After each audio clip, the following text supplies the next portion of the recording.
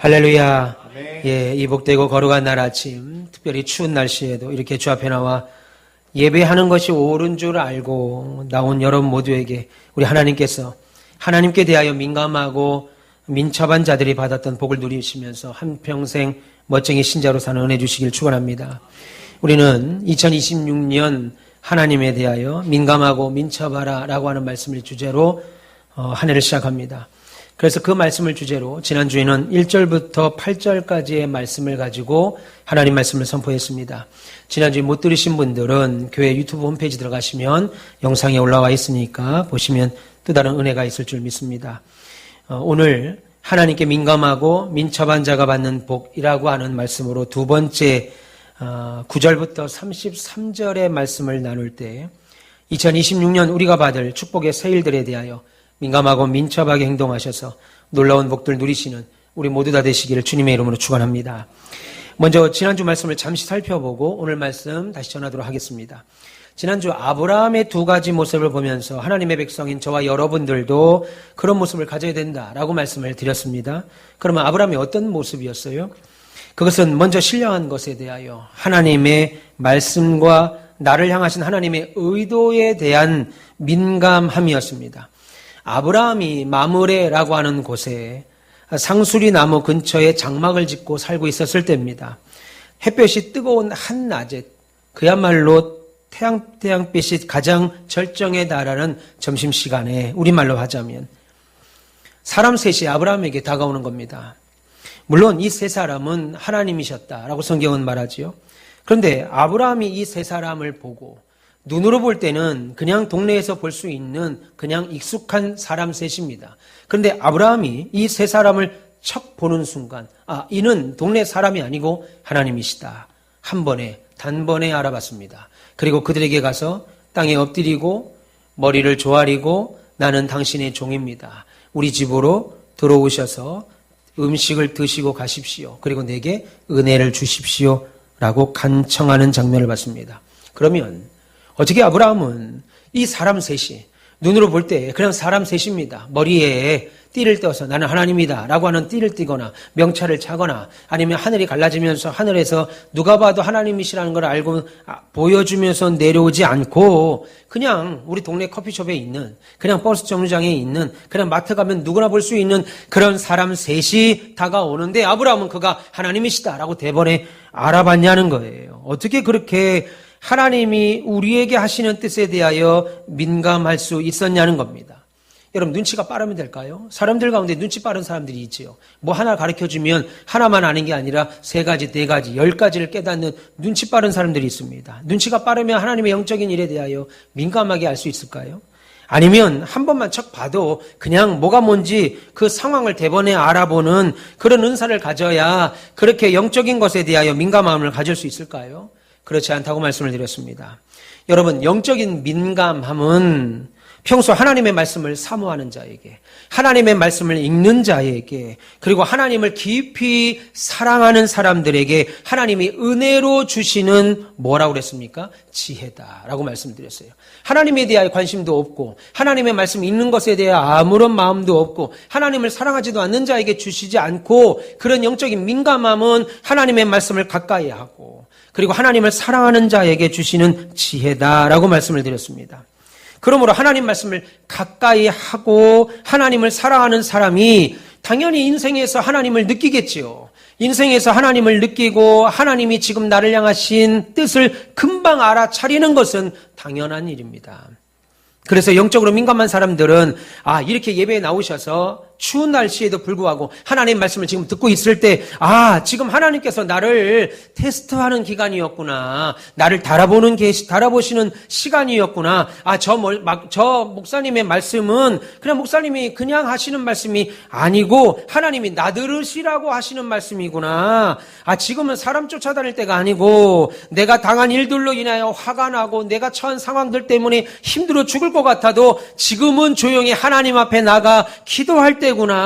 그렇게 하나님께서 나를 향하여 뜻하신 것들에 대하여 깨닫는 민감함을 갖게 되죠. 그 민감함은 하나님을 사랑하고 하나님 말씀을 깊이 묵상하는 자에게 주는 은혜로운 지혜라고 말씀했습니다. 그것을 요즘 말로는 영적 분별력이라고 하기도 합니다. 그럼 여러분들 한번 여쭤보겠습니다. 여러분들은 여러분의 삶에 하나님께서 오고 가신 적이 있으세요? 당연히 많죠. 물론 있습니다. 아니, 당연히 많았을 겁니다. 그런데 때로는요, 우리가 하나님이 내 인생에 오고 가심이, 하나님이 오셨다, 하나님이 오고 가셨다 하는 오고 가심이, 하나님이 지금 이 순간에도 나와 함께 하신다 하는 것이 기억이 잘 안 나요. 하나님이 오고 가심도 잘 기억이 안 나고, 하나님이 지금 나와 함께 하고 계시다라고 하는 것도 잘 모르겠는 이유는 우리가 영적으로 민감하지 않아서 그래요. 그래서 우리 모두는 영적인 일에 대하여, 하나님의 뜻에 대하여, 하나님이 우리 각자 인생에 오고 가심에 대하여, 하나님이 여러분들의 삶에 이곳저곳 여기저기 던져놓으신 하나님의 흔적들에 대하여 민감한 성도가 되셔야 됩니다.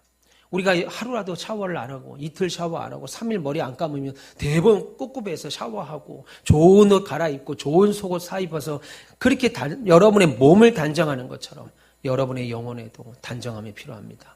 여러분의 영혼을 돌아보시고, 여러분이 하나님이 여러분의 삶에 오고 가심을, 여기저기 흩어놓으신 하나님의 흔적들을 알아볼 수 있는 그런 민감함 있기를 축원합니다. 여러분, 우리가 길을 가다 처음 보는 사람들을 보면 두렵잖아요. 예, 처음 보는 사람들을 보면 두렵습니다. 제가 목사인데 길을 가는데요, 상가를 들어가는데 어느 아가씨가 저랑 같이 화장실에 가려고 하는가 봐요. 그런데 안 들어가고 서 있더라고요. 화장실 같이 안 들어가고, 남녀 화장실이 같이 들어가서 안에서 갈라지는 건데 저를 보더니 안 들어가요. 무슨 말인지 모르세요? 내가 목사인데. 그래서 제가 저 목사니까 걱정하지 말고 화장실 들어갑시다 이렇게 말하기도 그렇고, 처음 보는 사람들이니까 두려워하더라고요. 처음 누구에게 소개를 받습니다. 여기 있는 김 사장, 최 사장 참 좋은 사람입니다. 박 사장님 어때요? 이렇게 좀 잘 해보시죠. 할 때 그 사람 잘 믿지 못해요. 왜 그래요? 왜 그렇습니까? 간단합니다. 그것은 그 사람을 잘 모르기 때문이죠. 모르는 사람이 오니까 두렵고, 모르는 사람을 소개받으니까 잘 믿지 못하는 거예요. 그러면 왜 나는 하나님과 주의 몸된 교회를 열정을 다해 사랑하지 않습니까? 그것은 교회가 여러분의 삶에, 여러분의 인생에 얼마나 중요한 것인지, 교회라는 것이 얼마나 중요한 것이고 하나님이 내게 얼마나 소중한 분이신지를 모르기 때문에 그렇죠. 하나님께서 주의 몸된 이 교회를 통하여 나에게 무엇을 하셨는가, 어떤 일을 하고 계시는가 알게 된다면 우리는 하나님과 하나님의 교회에 대하여 더 깊은 사랑에 당연히 빠질 수밖에 없습니다. 믿기를 축원합니다.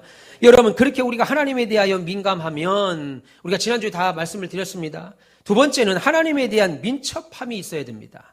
오늘 아브라함이 영적으로 민감해서 이 세 사람은 그냥 동네에서 익히 보는 사람의 모습으로 지금 지나가고 있는데 이 사람은 사람 셋이 아니고 하나님이시다. 그래서 내가 어떻게든지 이분들을 내 집으로 강권하여 드리고 나는 이분들에게 복을 받고 은혜를 입어야 된다라고 감지한 다음 바로 한 것이 무엇이었어요? 하나님이시구나. 하나님도 지금 내 인생을 지나가고 계시는구나. 아는 것으로 끝나지 아니하고 민첩하게 그 다음의 일들을 진행합니다. 한마디로 결단했습니다. 여러분, 신앙생활을 하다 보면 내 삶에 오는 여러 가지 선택들을 하셔야 돼요. 예수를 믿는다는 것은 단순히 이 시간에 나와서 목사의 말 한마디 듣고 돌아가는 것이 신앙생활이 아니라, 이 신앙생활은 내가 구원받은 것에 감사하여 이 땅에 사는 동안 내 몸에 그리스도의 남은 흔적을 채우고 교회를 통한 하나님의 나라 확장에 나와 내 가정을 가져다 두는 것이 신앙생활인데, 그렇게 신앙생활을 하다 보면 여러 가지 선택들을 하게 된다고요. 만나게 된다고요. 그것이 때로는 신앙의 일이든 아니면 세상에 살 때 직장에서나 가정에서나 사업장에서 등 여러 결정들을 만납니다. 그럴 때 신자들은 어떻게 합니까? 기도하겠지요. 그리고 하나님 앞에 말씀을 읽고 기도하면서 어떻게든 어떤 방법이든 깨닫게 됩니다. 제가 목회하면서 예배당을 건축하고 지금까지 오면서 그 방법으로 목회해오고 지금까지 왔습니다. 이건 하나님의 뜻이구나. 이거 하나님이 내게 요구하시는 거네. 혹은 이거는 하나님이 하면 안 된다고 하는 거구나. 하나님이 내게 요구하는 것이 아니구나. 하나님이 기뻐하지 않는 일이구나. 깨닫습니다. 근데 문제는 이게 하나님의 뜻인 줄 알아요. 근데 주저주저 하죠. 이게 하나님의 뜻이면 그 뜻대로 해야 되는 게 신자의 당연한 도리인데 주저주저 합니다. 반대로 그것이 하나님이 원하는 일이 아니라고 하면 하지 말아야 되는데 내 뜻대로 하게 될 때가 있습니다. 결단하지 못할 때가 있어요. 왜요? 왜 그렇게 할까요? 그렇게 하자니 하나님의 뜻대로 믿음 생활 잘 해보자니 금전적으로 손해날 게 뻔합니다. 시간적으로 손해볼 것이 걱정스럽습니다. 또 그렇게 하나님이 깨닫게 하신 민감함대로 내가 신앙생활 잘하며 세상을 살아보려고 하냐니까 직장에 눈치 봐야 돼요. 주일 성수하려니까 직장 눈치 보고 또 그렇게 살자니 주변 사람들과 부딪혀야 되고 안 믿는 자녀와 안 믿는 남편과 부딪혀야 되고 아내와 부딪힐 게 뻔하고 그래서 그 일로 생기는 결과들이 귀찮아지기도 하고 결과적으로 그래서 어때요? 하나님의 은혜로 나는 민감해서 결국 민감함을 얻어서 깨닫게 되고 알게 되고 듣게 되고 확인한 것들이 결국은 내가 미적미적거리는 바람에 아무것도 아닌 것으로 아무 열매 없이 효과 없이 끝나는 경우들이 인생에 너무 많습니다. 그것은 왜 그래요? 그 일에 민감하지 않기 때문이죠. 결단하지 않기 때문입니다. 여러분 민감함이 분별력에서 오는 거라면 민첩함은 결단에서 오는 겁니다. 그러면 이런 영적인 민첩함은 어디서 오는 거라고 그랬습니까?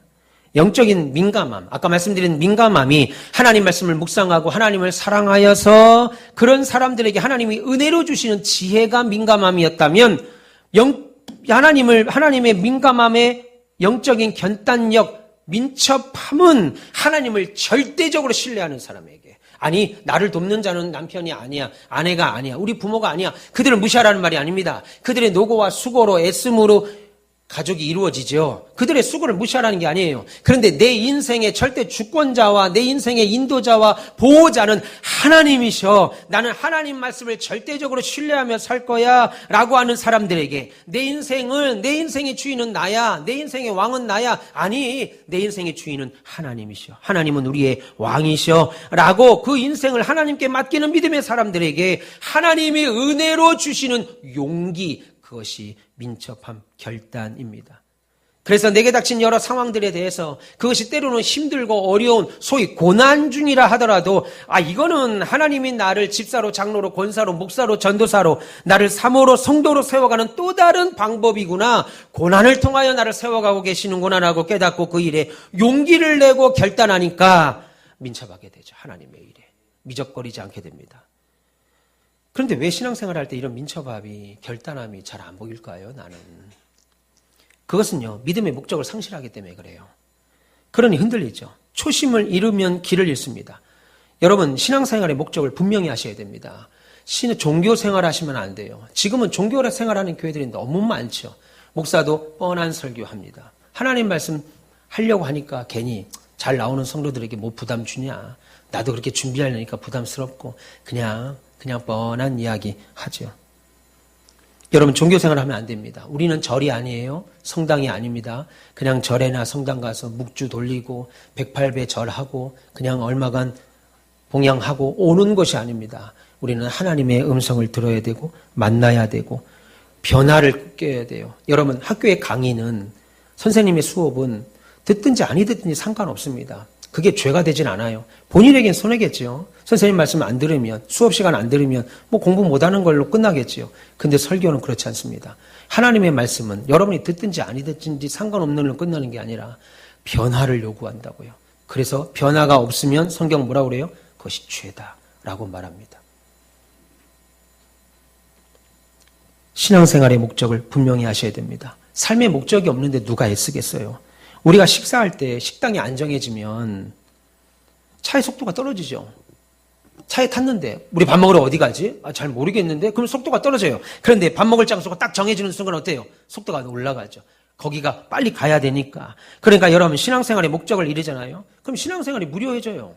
예수가 나를 위해 오셨다는 말도 그냥 그렇고 내가 지금 성가대를 쓰고 내가 안내를 쓰고 내가 오늘 하나님 앞에 나와 헌신하는 이게 얼마나 귀한 것인지도 잘 모르겠고 아니 귀찮아. 이거 왜 시켜가지고 이거 부담스럽고 교회 오는 게 무덤덤해집니다. 그냥 주일 성수가 별일 아닌 것처럼 여러분 오늘도 이 추운 날씨에 하나님 앞에 나오셨잖아요. 그런데 그냥 동료 결혼식 가는 것만도 못하게 주일날 오는 게 무덤덤해져요. 교회는 좋은 말 들으러 오는 것이 아니라고 말씀드렸습니다. 교회는 하나님이 나를 향하신 하나님의 은혜와 내가 하나님에 대한 사죄 그리고 아울러서 주를 위한 이 나라 이 땅에 하나님의 나라 확장을 위하여 예수 믿는 거죠. 반면에 분명한 목적은 신앙의 열심을 끌어옵니다. 아니 오히려 내가 지금 힘든 것도 내가 환난을 당하는 것도 예수 믿고 나니까 어려움이 더 찾아오네. 야 직분 감당하다 보니까 내가 권사 장로로서 집사로 살려고 하니까 그 직분대로 살려고 하니까 힘이 듭니다. 근데 그것이 도착지를 향하여 어떤 도착지요? 하나님의 영원한 도성 천국을 가는 향하여 그리고 하나님이 내게 주신 상급을 향하여 가는 과정 중에 만난 일이라고 믿어서 참을만 하고 어느 때는 반갑기까지도 합니다. 대표적으로 시편의 기자들 믿음의 선배들이 다 그런 얘기를 하죠. 내가 예수 믿는 이유가 분명하니까 저 목사님은 정말 우리에게 말씀을 제대로 먹이려고 하시는 분이구나 알게 되죠. 그래서 제가 전도하세요. 제가 기도하십시오. 기도해야 됩니다. 성도 간에 사랑해야 됩니다. 열심을 내어 주를 봉사하셔야 됩니다. 하나님의 물질로 많이 심으세요라고 말하면 지금 저 목사님이 나에게 복 받으라고 하시는 말씀이구나 깨닫게 된다고요. 여러분 사람도 목적이 있으면 열정을 가지고 사는데 하물며 내 삶에 하나님께서 의도하신 위대한 목적이 있다면 하나님의 백성으로서 신자로서 내 인생의 신령한 사인들에 대해서 내 인생에 온 하나님의 사인들에 대하여 민첩해질 수밖에 없죠. 그러면 오늘은 그렇게 하나님에 대하여 민감하고 민첩했던 아브라함이 하나님께 어떤 복을 받았느냐 하는 겁니다. 오늘 읽은 말씀에서 세 가지 사실이 분명히 드러납니다. 먼저는요, 나를 통해서 하나님의 일이 세워져 가는 것을 보면서 오는 기쁨입니다. 오늘 우리말로 다시 말하자면 여러분들을 통해서 나를 통해서 교회가 세워져 가는 걸 보면서 오는 행복과 기쁨이라고요. 하나님의 일에 대하여 이 민감하고 그 결과 민첩하게 행동한 결과 교회가 세워진다고요. 여러분 교회는 그냥 안 세워집니다. 누군가의 헌신과 애씀과 노력이 없이는 교회가 안 돼요. 여러분 세상도 하나도 되는 거 없습니다. 교회도 마찬가지입니다. 그런데 내가 그렇게 민감하고 민첩한 결과 교회가 세워지는 것에 기뻐한다고요. 여러분 본문 8절 보세요. 아브라함이 엉킨 젖과 우유와 하인이 요리한 송아지를 가져다가 그들 앞에 차려놓고 나무 아래 모셔섬에 그들이 먹으니라 라고 했습니다. 여러분 아브라함이 지금 이 사람 3명이 하나님이신 걸 알고 알아봤죠. 민감하게. 그리고 급히 그들을 자신의 집으로 모셔드린 다음에 지난주에 살폈습니다. 급히 가서 살찌고 제일 좋은 최상급의 송아지를 잡아들여서 종들에게 그것을 가지고 음식을 만들라 명하고 아내 사라에게는 가장 맛있는 빵을 만들라 부탁하고 그리고 자기 자신도 농장으로 달려가 가장 좋은 버터와 치즈, 우유와 포도주를 한 상 차려서 마물의 상수리 나무 옆에 자신의 천막 옆에 차려놨습니다. 그리고 이 세 사람이 맛있게 하나님이신 이분들이 맛있게 식사를 합니다. 근데 그때 이 세 사람이 그것들을 맛있게 드시는 동안 아브라함이 지금 뭐 했다고 말합니까? 놀랍게도 나무 아래서 지금 우리의 말로 하자면 수건을 쫙 손에 두르고 식사하시는 하나님 옆에 딱 서 있는 거예요. 하나님이 식사하시는 동안에. 그러면 생각해 보세요. 지금 마물의 상수리 나무 아래 자기 천막 안에서 앞에서 한낮에 뜨거운 더위를 피하고 무료하게 앉아있던 아브라함이 나를 향하여 하나님이 오신다는 걸 확인하고 그를 내 집으로 불러들여서 앉혀놓고 가서 온갖 귀한 음식들을 준비하고 그들에게 대접하는데 그들이 그것을 맛있게 먹는 모습을 보고 있는 아브라함의 마음이 어땠을까요? 여러분 어땠을까요? 아이고 저건 내가 다 내다 팔면 저 얼마나 받을지도 모르는 제일 좋은 송아지 잡고 나와 내 아내까지 그냥 온 가족 총동원해서 그냥 발바닥 불나도록 수고해서 상을 차렸는데 그것도 모르고 그냥 잘도 처먹고 있구만. 아브라함이 지금 그러고 있겠냐고요, 지금. 아니죠. 어떤 마음일까요? 기뻤을 겁니다. 너무 행복했을 겁니다. 우리도 마찬가지죠. 여러분들이 지난 2025년 작년 교회를 위해서 하나님을 위해서 시간을 드렸죠. 여러분 몸을 드렸죠. 물질을 드렸죠. 오늘 아브라함이 그 세 사람 하나님께 대한 것들 하나님께 대접한 것들을 한번 생각해 보세요. 그것들은요. 그냥 우리들 집에 여러분들 집에 냉동실에 있는 오랫동안 먹지 않은 닭고기나 돼지고기처럼 여러분들이 그냥 마트에 가면 살 수 있는 그런 것들을 꺼내다가 요리한 것이 아닙니다. 여러분 당시 사람들에게 소나 양이나 곡식은 그야말로 그것 자체로 돈입니다. 지금 우리의 재산은 아파트나 여러분 타고 다니는 차나 여러분이 갖고 있는 현금이 재산이지만 그 당시 사람들은 소와 양과 모든 곡식도조차 다 재산이었어요. 재물이었다고요. 당시 사람들에게 그런 것이었어요. 직접적인 재산이었습니다. 여러분들도 지난 1년간 우리 가온빛교회를 세워가기 위하여 그렇게 하셨죠. 물질 들이셨잖아요. 시간 들이셨잖아요. 몸에 수고하셨습니다. 애쓰셨어요. 오늘 여러분들 저 예배 끝나고 점심을 대접하려고 식사 당범하시는 권사님들이 오늘 6시 반부터 교회 나오셨어요. 6시 반부터. 여러분 생각해 보세요. 여러분들에게 누가 밥 주려고 6시 반부터 점심 주려고 하는 분 있습니까? 우리 어머니도 그렇게 안 하셔요. 그 권사님이 여러분 밥 주려고 6시 반부터. 그러니까 식사하면서 밥이 짜니? 밥이 짤 수는 없지. 국이 짜니? 밥이 뭐 덜 익었니? 뭐 반찬이 뭐 이런 얘기는 입도 뻥긋 하지 마시고 그냥 감사합니다. 어쩌면 이렇게 생각해 보세요. 6시 반이야. 참. 윤 집사님, 이징 원사님 6시 반에 밥 차려주셔요? 차려주시오. 아침 일찍 나가야 되니까. 예. 근데 점심을 6시 반부터 차리냐고요. 강희전 집사님, 점심을 6시 반부터 차려요? 6시 반에. 제가 눈 뜨고 아침에 출근했는데 6시 반부터 자, 잘한 거예요. 여러분 모두가 다 잘한 겁니다. 분명 하나님의 상급이 클 거라고 믿습니다. 그 결과 우리 가온빛교회가 한순간도 멈춤 없이 지금까지 달려오는 거예요. 여러분 물론 모든 것이 다 하나님의 은혜죠. 하나님이 건강 주시고 물질 주시고 지혜 주셔서 가능한 거지만 그럼에도 중도에 이탈하거나 포기하지 않고 함께 오신 여러분들의 애씀의 결과입니다. 그러면 여러분 앞으로 지금 이후에 시간이 더 흘러서 1년이 가고 5년이 가고 그 이상의 시간이 지난 후에 우리 예배당에 우리 장로님 오늘 기도한 것인 것처럼 200가정 500성도가 이 예배당에 가득 차고 우리 가온빛교회가 아프리카와 기도하는 대로 러시아와 5대양 6대주에 복음을 전하고 선교사 파송하고 선교주에 교회 세우고 학교 세우고 우리 교회가 사랑과 재정이 넉넉하여 후하게 나눠주고 베푸는 교회로 세워지고 교회 이곳저곳에서 다른 성도들이 우리 가온빛교회라고 하는 나무 아래 앉아 여러분들이 그동안 힘써 준비한 밥상을 받는 것처럼 예배 때마다 하나님 찬양하고 기도하고 기쁘게 헌신하는 모습을 본다면 여러분들의 마음이 어떠겠냐는 거예요. 아유 저것 봐 저것들 봐 저거. 지들이 지금 즐겁게 교회 생활하는 게 누구 덕인지도 모르고 저거 봐 저거. 내가 얼마나 이 교회 위해서 새벽마다 기도하고 잠도 설치고 음식 준비하고 속 끓이고 눈물 쏟으며 애쓴 결과 우리 교회가 여기까지 하는지 아무것도 모르고 이거 잘 논다 잘 놀아 그렇게 생각하겠어요? 없죠. 그렇게 생각할 사람 단 한 사람도 없습니다.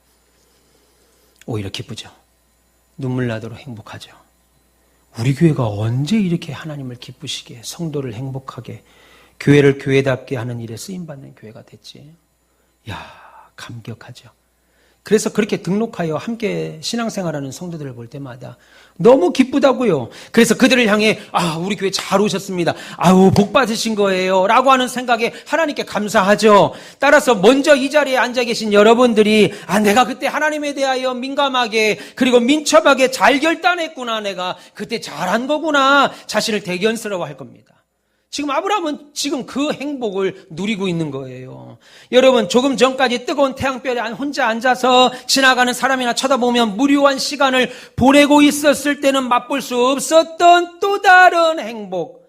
그것을 지금 마무리 상수리나무 아래 하나님이신 그들이 식사를 하는 모습을 보며 누리는 거죠. 물론 새로 오는 성도들은요. 앞서가신 우리 장로님들이 권사님 집사님들이 자신들의 신앙생활을 하기 위해서 먼저 계신 여러분들이 얼마나 헌신하셨는지 때로는 온갖 시험과 낙심에서도 이기고 왔었는지 그리고 얼굴도 모르는 자신들을 위해서 수년 전부터 기도하고 있었는지 모를 겁니다. 그냥 어떻게 이 지역에 이사와 보니까 교회가 있어서 등록한 것이 가온빛교회였고 당연히 교회가 부흥하니까 선교하는 것이고 신학교 후원하는 거고 개척교회 지원하는 거고 선교지 학교 세우고 교회 세우는 것이라고 생각할 겁니다. 그러나 여러분, 이 자리에 계신 여러분들은 그렇게 먼저 교회를 세우시고 신앙생활을 통해 오는 복 누리시기를 축원합니다. 그것이 하나님이 기뻐하시는 일이고 동시에 하나님께 대하여 민감하고 민첩했던 사람이 받았던 첫 번째 복입니다. 그러면 두 번째, 하나님이 우리에게 대하여 우리에게 향하신 뜻에 대하여 민감하고 민첩한 사람이 받게 된 두 번째 복은 뭘까요? 그것은 바로 개인의 소원, 평생의 기도 제목이 이루어지는 복을 누리게 됩니다. 그것이 오늘 본문 9절부터 15절까지의 내용이지요. 아브라함이 차려온 식사를 다 마치신 하나님이 아브라함을 부릅니다. 아브라함아. 그리고 나서 뭐라고 그래요? 갑자기 네 아내 어딨냐? 라고 묻습니다. 느닷없이 식사 잘 하시고 아브라함을 불러놓고 네 아내 어디 갔니? 그것이 본문 9절입니다. 네 안에 사라가 어디 있느냐. 그리고 아브라함에게 대뜸 약속 하나를 하십니다. 그런데 그 약속이라는 것이, 하나님이 지금 하시는 약속이라는 것이 이 부부가 평생의 소원으로 삼았지만 도저히 실현 불가능해서 이 약속이 이루어진다는 건 상상할 수 없던 일이었는데 하나님이 지금 그 일을 해주시겠다는 거예요. 그 소원이 뭐예요? 아들을 주는 겁니다. 본문 10절에 그가 이르시되 내년 이맘때 내가 반드시 너에게 돌아오리니 네 아내 사라에게 아들이 있으리라.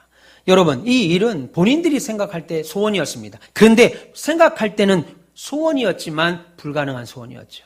그런데 하나님은 그런 아브라함과 사라에게 시간까지 딱 못을 박습니다. 내년 이맘때 1년 후에 너희 평생의 소원인 아들을 내가 줄 것이다. 그런데 이 약속은 자신들이 너무나도 원했죠. 자신들의 상식에 벗어나는 말씀인 거예요. 난 너무 원했어요. 근데 벗어납니다. 그래서 정작 본인은 안 믿었어요. 오히려 사라는 하나님 말씀에 비웃습니다. 에이, 아무리 하나님이라고 해도 하나님 좀 말이 되는 얘기를 좀 하세요. 이게 지금 우리 나이가 지금 몇 살인데 애를 갖습니까? 사라가 지금 생리가 끊긴 지가 언젠데, 생리 정도가 아니고 지금 갱년기도 지났을 나이입니다. 그거 11절이에요. 아브라함과 사라는 나이가 많아 늙었고 사라에게는 여성의 생리가 끊어졌는지라. 그리고 더 나아가 13절 후반에 사라가 웃으며 이르기를 내가 늙었거늘 어떻게 아들을 낳으리요? 라고 했습니다. 이 말을 지금 하나님이 들으시지요. 그러면 그 말을 들으신 하나님은 어떻게 하셨냐는 거예요. 여러분들은 어떨 것 같으세요? 난 내가 하나님이면요. 야, 준다고 해도 싫으냐? 간도. 참, 나 진짜 너무 어이없네, 이것들. 야, 간도. 나 같으면 내가 하나님이었으면 그랬을 것 같아. 거기서도 안 끝나고 이것들을 어떻게 혼을 내지? 나 무시당한 것 같은데? 가만 안 있을 것 같아. 한 달 동안 아브라함을 못 보게 하거나 걷지를 못하게 하거나. 목사님 성격이 못됐네. 여러분들도 그러실 거예요. 여러분 더 하실 거예요. 생명 걷어가 버릴 거예요. 여러분이 하나님이면. 예를 들면 그거죠. 제가 한 10억이 있습니다. 있다는 게 아니고 그냥 있다고 하는 거예요. 근데 제가 여러분들에게 내년에 2억을 드리겠습니다. 2억. 그 말만 들어도 좋아, 이렇게. 내가 1년 뒤에 2억 줄 테니까 그거 못해서 지금 월세 사시는데 전세로 옮기세요. 혹은 집을 사세요. 라고 하니까 그렇게 좋아요. 그랬더니 그 집사님이 나한테 아이고 목사님 말 같은 소리를 좀 하세요. 그냥 그런 게 목사님 어디 그냥 목사님이나 쓰세요 그냥. 저한테 그러면 제가 뭐라고 하겠어요. 기분이 확 상하면서 준다고 해도 싫대. 나도. 그러지 않겠어요? 하나님도 이 자식들 아들 준다고 그러니까 딴소리 하고 있어. 간동면 그러실 것 같은데 하나님은 그렇게 안 하고 놀라운 일이 벌어집니다. 오히려 하나님이 아브라함을 설득해요. 야, 내가 누구냐? 하나님 아니냐? 내가 못할 일이 있냐? 그러니까 아들 줄게. 나 믿어. 본문 14절. 여호와께 능하지 못한 일이 있겠느냐? 기한이 이럴 때 내가 내게로 돌아오리니 사라에게 아들이 있으리라. 여러분 잘 생각해 보세요.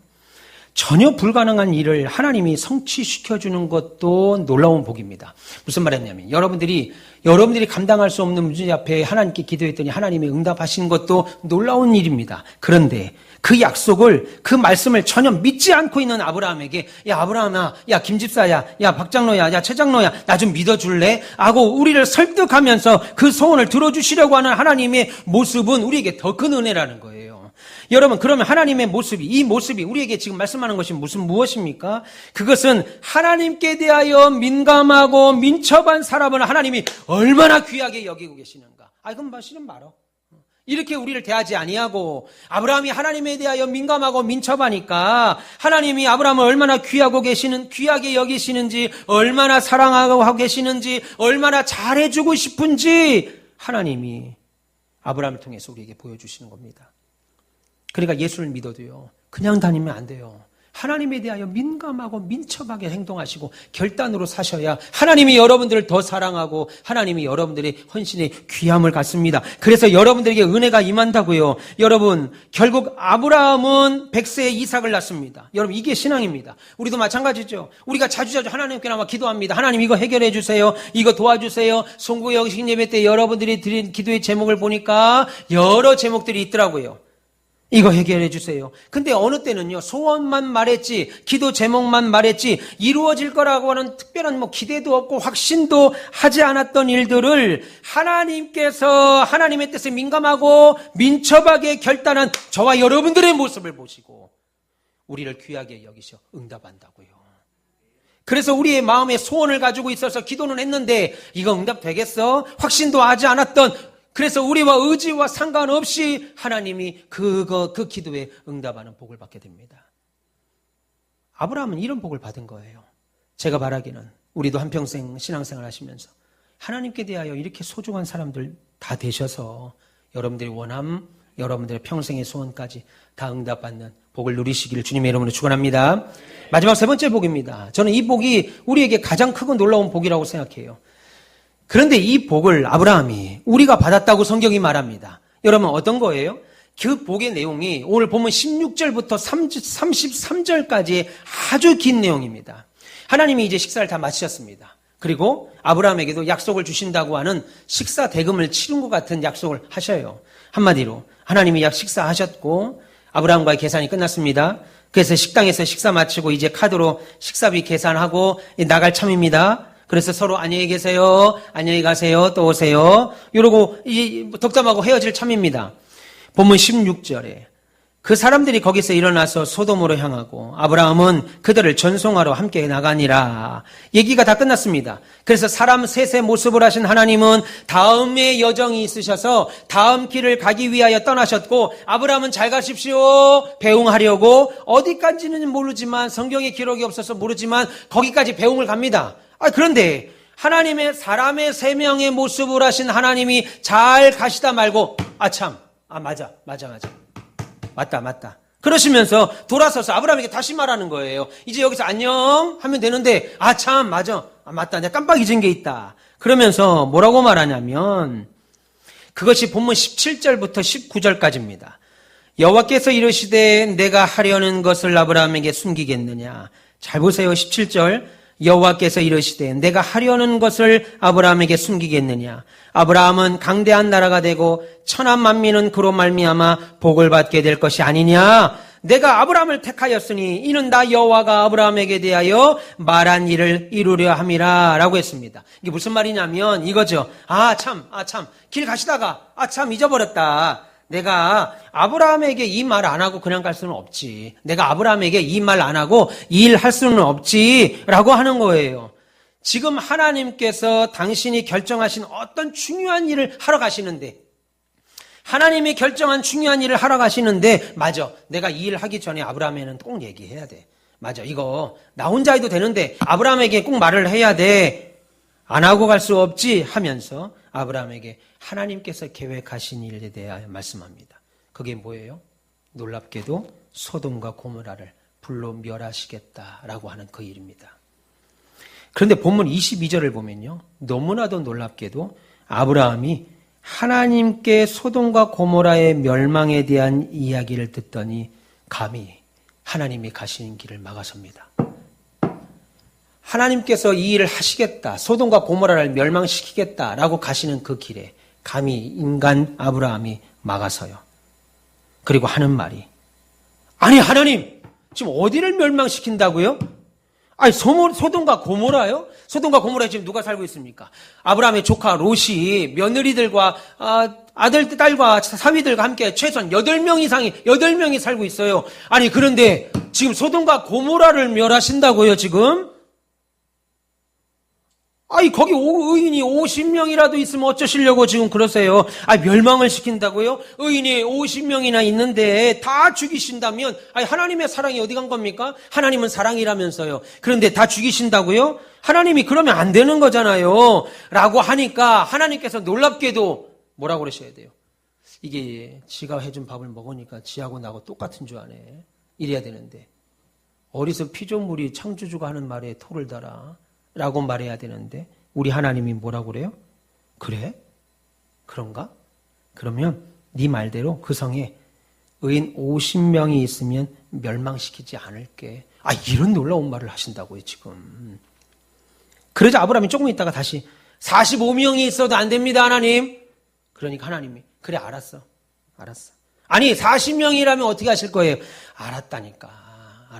40명이라도 할게. 그러다 다시 또 얘기해요. 하나님, 티끌과도 같고 먼지 같은 전대에 화내지 말고 들으세요. 30명만 있어도 안 됩니다. 그러니까 하나님이 장난하냐? 너씨 50에서 45에서 40에 30 뭐 하는 거야 지금. 이럴 줄 알았는데. 우리 같으면 그랬죠. 벌써 그랬죠. 알았어. 그렇게 할게. 좀 이따가 하나님 20명만 있어도 안 됩니다. 20명만 의인이 그 성에 살아도 멸망시키면 안 됩니다. 알았어. 안 할게. 하나님 한 번만 더 말할게요. 10명만 있어도 조카 롯과 가족이 8명이니까 최소한 10명은 되겠지. 그렇게 생각하겠지요. 그 성 멸하시면 안 됩니다. 아야 그래 알았다. 그래 알았어. 여러분 이 이야기가 본문 23절부터 32절까지 11절이나 되는 긴 구절에 걸쳐 반복됩니다. 여러분 이게 뭘까요? 무슨 뜻일까요? 오늘은 민감한 자와 민첩한 자가 되는 받는 복에 대한 이야기를 하니까 여러분 이것이 뭘 말하는 걸까요? 하나님과 끝까지 하나님께 매달리면 하나님이 다 들어주신다 뭐 그런 뜻일까요? 여러분 하나님께서 먼지와 티끌과 같은 죄인인 인간 아브라함을 상대로 사실은 하나님의 절대적인 주권으로 하나님이 원하시는 대로 결정하고 그렇게 하시면 되는 일이에요. 누구에게 도움받을 필요도 없는 하나님입니다. 당신의 주권대로 당신이 원하시는 대로 결정하신 대로 그렇게 하면 되는 일을 지금 아브라함과 함께 상의하죠. 그리고 아브라함의 의견을 들어주지요. 아브라함과 서로 주거니 받거니 말하며 그 일을 진행해가는 하나님의 급에 올라가는 생명체로 피창조주이신 하나님이 여러분 집에서 장애인으로 이사 오실 때 여러분의 손자와 여러분의 어린아이 중학교 다니는 아이들하고 초등학교 다니는 아이들하고 상담합니까? 얘들아 좀 앉아봐라. 나 이번에 퇴직을 좀 하려는데 이 퇴직금으로 뭐 하면 좋을까? 태호야 뭐 하면 좋을까 아빠? 초등학교도 안 들어간 아들 앉혀놓고 얘기해요. 아들이 아빠 그거 이렇게 하면 좋겠어요. 그럼 뭐라고 하겠어? 야 저 뒤에 가서 그냥 장난감이나 갖고 놀아. 어른들 얘기하는데 이기 마라. 어릴 때 제일 많이 들었던 얘기. 어른들 얘기는 특별한 줄 알았어요. 아버지가 항상 어른들 얘기하는데 끼지 말라니까. 근데 어른이 돼보니까 별일도 아니야. 어른들 얘기하는데 끼지 마. 그러죠. 근데 우리 하나님이 아브라함이 하나님께서 작정하셔서 소돔과 고모라를 멸하시겠다고 당신의 주권으로 결정한 일을 아브라함이 막아설 때 그래? 그렇게 해볼까 그러면? 우리를 아브라함과 상의하고 의견 들어주시고 서로 주거니 받거니 하고 그 일을 함께 진행해가는 하나님의 급에 맞는 생명체로 먼지와 티끌 같은 아브라함을 하나님 역사 진행의 파트너로 동반자로 동역자로 인정하고 계시다는 겁니다. 그러니까 여러분 하나님께서 시시때때로 이런 모습 저런 모습으로 이런 흔적 저런 사건으로 저와 여러분을 찾아오시는 것은 그래서 민감하게 하나님의 뜻을 알아차리고 민첩하게 신앙에 결단하는 성도들에게는 먼지와 티끌 같은 연약한 우리들이잖아요. 그러다 할지라도 우리를 하나님의 급으로 끌어올리는 축복된 인생으로 삼기 위하여 오시는 겁니다.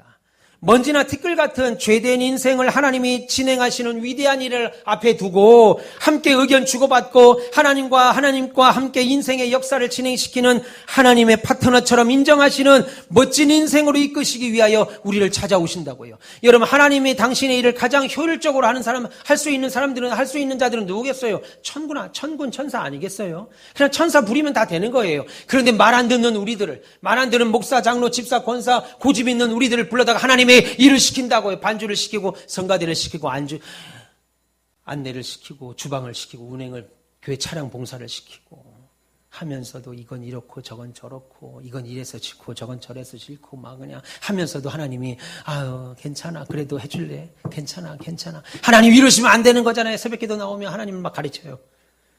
하나님 어떻게 이렇게 할 수가 있어요 내게. 하나님 책망해. 그래도 하나님 다 들어주시고 여러분이 원하는 거 기도 응답 다 하잖아요. 이미 그런 복을 누리고 산다고요. 그런 복이 안 보이니까 이 교회 나와도 별게 없는데 딱히 뭐 재미도 없는데 이런 생각한다고요. 우리가 하나님의 급으로 우리가 하나님의 급의 사람으로 인정을 받는 겁니다. 그것이 신앙을 갖는 진짜 복입니다. 사랑하는 가운데서 별님 여러분, 하나님이 우리를 찾아오시는 것은 우리가 잘 차린 밥상 하나 얻어먹고 허기진 배 채우려고 오시는 것이 아닙니다. 하나님의 영광이 부족해서 우리를 통해 하나님의 영광 채우려고 오시는 것도 아니지요. 하나님이 우리에게 도움받으실 것은 아무것도 없습니다. 하나님이 우리를 찾아오실 때는 우리를 위하여 오는 거예요. 저를 위하여, 여러분을 위하여, 우리의 가정과 사업을, 교회를 위하여 오십니다. 우리의 삶을 영광스럽게 하고 존귀하게 하고 아브라함에게 하신 것처럼 복 주시기 위하여 오신다고요. 그래서 하나님은 지금도 하나님께 대하여 민감하고 민첩한 자를 찾으십니다. 왜요? 하나님이 아브라함에게 주신 그 복을 누리시고 줄 자를 하나님이 지금도 찾고 계신다고요. 그러니까 여러분 신앙생활 그냥 그저 그렇게 하면 안 돼요. 그러므로 하나님께서 주시는 복은 그냥 세상에서 남들보다 좋은 음식 먹고 호텔 식사 가서 뷔페 가서 밥 먹고 좋은 직장에 취업하고 자녀가 좋은 대학 명문대학에 입학하고 남들 다 부러워하는 좋은 동네 살고 좋은 집에 살고 좋은 차 타고 명품 옷 입는 정도의 복과는 근원적으로 다른 복이에요. 우리가 받는 복은 오히려 그런 것들은요. 불신자들도 어느 정도 노력하고 수고하고 뜻을 세우면 이룰 수 있는 복들입니다. 여러분 불교 다니는 절에 다니는 사람들 다 가난합니까? 아니잖아요. 부자들이 얼마나 많은지 몰라요. 원불교 보세요.